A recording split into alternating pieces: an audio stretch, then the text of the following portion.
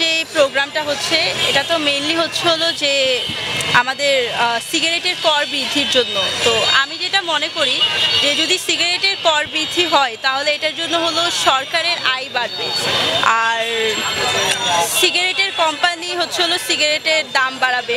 দাম বাড়ালে আমি যেটা মনে করি যে নতুন প্রজন্মের যারা মানুষ আছে, যখন একটা সিগারেট ধরেন এখন যেরকম 10 টাকা, ওটা যদি এখন 15 টাকা করে, অনেক স্কুল কলেজের বাচ্চা আছে যারা কিনতে পারবে না, কারণ যেটাও 10 টাকা দিয়ে খায় ওটাও প্রতিদিন 5টা 15 টাকা দিয়ে কিনে খাওয়ার ওর সামর্থ্য হবে না। কারণ হলো একটা স্কুল কলেজের বাচ্চাকে তো অবশ্যই 500-600 টাকা করে তো দিবে না প্রতিদিন। এখন 100 টাকা থেকে ধরেন ও একটা দুইটাই খেতে পারবে। যখন দাম আস্তে আস্তে বাড়বে তখন হলো এই বাচ্চাগুলো খেতে পারবে না, আর এই বাচ্চাগুলো খেতে না পারলে তো ওদের স্বাস্থ্য ভালো থাকবে, কারণ সিগারেট তো আমাদের স্বাস্থ্যের ক্ষতি করতেছে। আর সাথে হলো যারা সিগারেট খাচ্ছে পাবলিক প্লেসে, ওদের কারণে কিন্তু হলো নর্মাল যে সাধারণ যে জনগণ তাদের কিন্তু ক্ষতি হচ্ছে, কারণ পরোক্ষ ধূমপানে কিন্তু মানুষের ক্ষতি হয়। তাহলে আলটিমেটলি কিন্তু আমাদের জনগণেরই লাভ হচ্ছে কর বৃদ্ধির জন্য। মানে এটাই আমার কথা।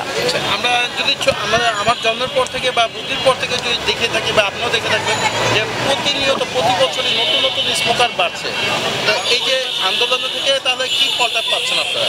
প্রতিনিয়ত কিন্তু স্মোকার বাড়ছে, কমছে না, এটাকে কিভাবে দেখবেন?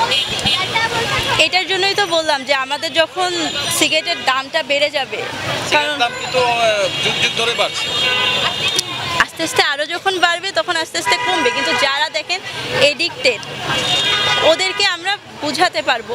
এখন সব মানুষদেরকে তো আমরা জোর করে বলতে পারবো না যে তারা কিন্তু তারা কিন্তু দাম বৃদ্ধি হলে থাকবে, এই ব্যাপারটা আপনি কীভাবে দেখেন অনেকেই কিন্তু ছেড়ে দেওয়ার চেষ্টা করতেছে। তো আপনার মতে কত পার্সেন্ট ছেড়ে দেওয়ার চেষ্টা করতেছে? এটা জরিপে কি বলে যে সিগারেট খাওয়া কি বাড়লো না কমলো? আপনাদের জরিপে, বাংলাদেশের জরিপে কি সিগারেট খাওয়া কমে গেছে না বেড়ে গেছে গত 5 বছর যদি ধরি পরিসংখ্যান? আমরা এটা নিয়েই তো কাজ করছি, এর জন্যই তো আমরা মানে কর বাড়ানোর জন্য দাবি করছি। ফলপ্রসূটা কি পেয়েছে এটা নিয়ে আমি আসলে